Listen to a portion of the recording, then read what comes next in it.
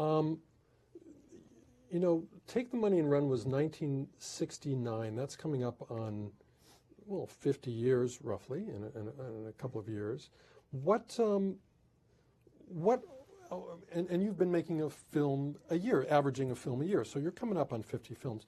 What has most changed about just the day-to-day filmmaking or marketing, any aspect of it, from when you started till now, and what remains most consistent? Well, the business has changed. Filmmaking is the same. I do the same thing now as I did on Take the Money and Run. I go in the morning, and instinctively, actually, you have a vision because you wrote the script, so you know what you want on the screen, and you execute to try and get as close to that vision as possible. You never really come that close to it, but you die trying to get as close as you can.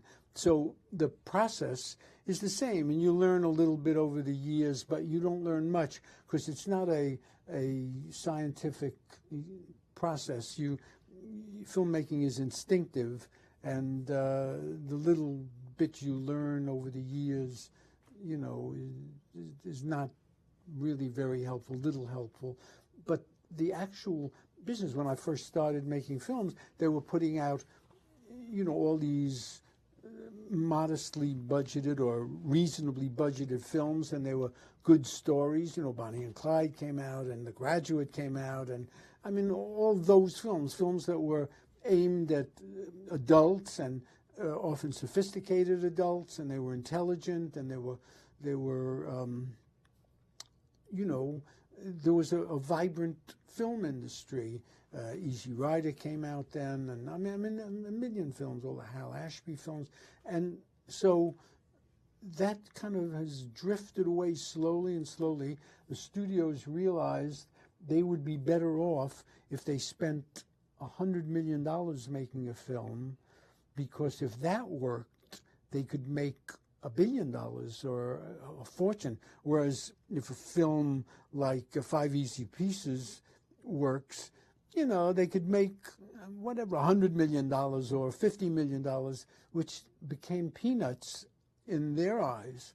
And so all these wonderful kind of interesting films and adult film, grown-up films, kind of faded away, and you get a couple of them during the year, but most of the film industry centers around making comic book movies and blockbuster movies, and I'm not criticizing them because that's where they make these big fortunes, but I'm more interested in the cinema I grew up with, which were European films and more sophisticated American films, and films where a reasonable adult could go into the movie house and sit down, spend a reasonable amount of money, buy a ticket, and watch something that wasn't insulting to the intelligence or was either amusing or dramatic or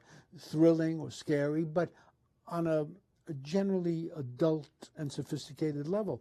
You don't get that in the same quantity anymore. You get some of it, but you don't get much of it. And that's what's changed. And it's been a tremendous kind of a change, a seismic change. As far as making films, no. I think if you asked, Scorsese or Francis Coppola, people who are making wonderful films, then they would say they're doing the same things. Right. Yeah.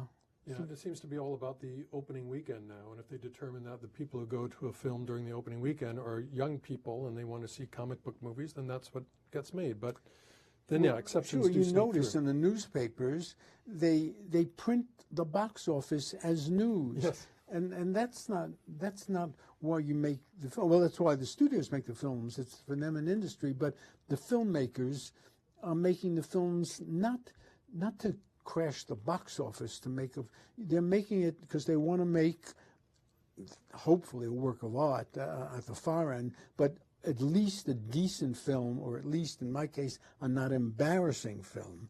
And so that's what you want to make, something reasonable. And the news of the week should revolve around the quality of the film, not its box office. That's peripheral or really, distracting.